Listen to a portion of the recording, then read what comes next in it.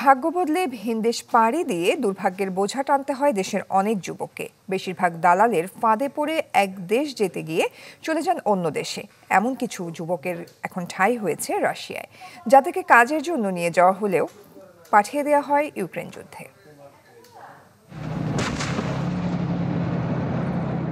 কোনো কিছুতেই থামছে না ইউক্রেন রাশিয়া যুদ্ধ।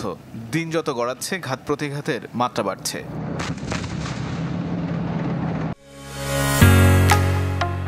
ঢালাইয়ের সেরা প্রিমিয়ার সিমেন্ট। হাজার হাজার মাইল দূরের এই যুদ্ধের সাথে কোনো সম্পর্ক ছিল না নাটোরের হুমায়ুন কবির, নওগাঁর রহমত আলী, যশোরের জাফর হোসেনের। তবুও তারা জড়িয়েছেন যুদ্ধে, প্রাণ গেছে হুমায়ুনের।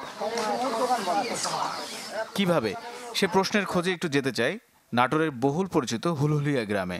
এই গ্রামের মহসিন আলীর ছেলে হুমায়ুন কবির মাসে 2.5 লাখ টাকা পাবেন দালালের এমন কথার ফাঁদে জায়গা জমি সব বিক্রি করে পাড়ি দেন রাশিয়ায়। একই ফাঁদে পা বাড়ান দুলাভাই রহমত আলীও, যার বাড়ি নওগাঁর আট্রা এলাকায়। আসবো 8 দিন পর যাওয়ার ভাগ্যের নির্মম পরিহাস, নানা হাত নানা ঘাট ঘুরে এদের পাঠানো হয় ইউক্রেন যুদ্ধে। সেখানে মারা যান হুমায়ুন, কোনো রকম বেঁচে যান দুলাভাই রহমত। আমার ভাইটা মারা গেছে রাশিয়াতে যায়, আমার স্বামী বেঁচে আছে।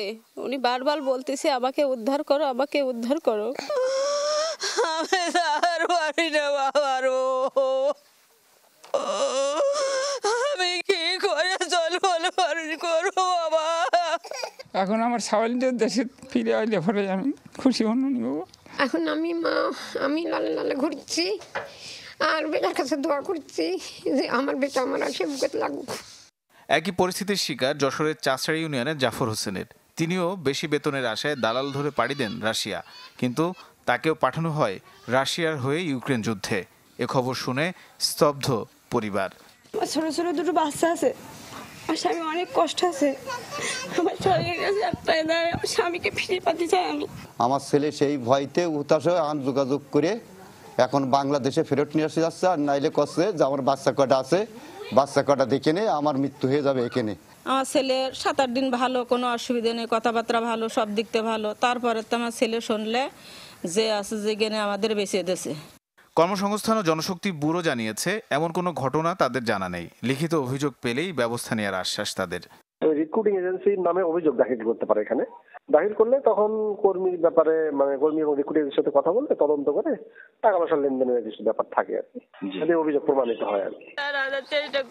ভুক্তভোগীদের স্বজনরা জানায় বেশিরভাগ ঢাকার দালাল ধরে পাড়ি দিয়েছেন রাশিয়ায়।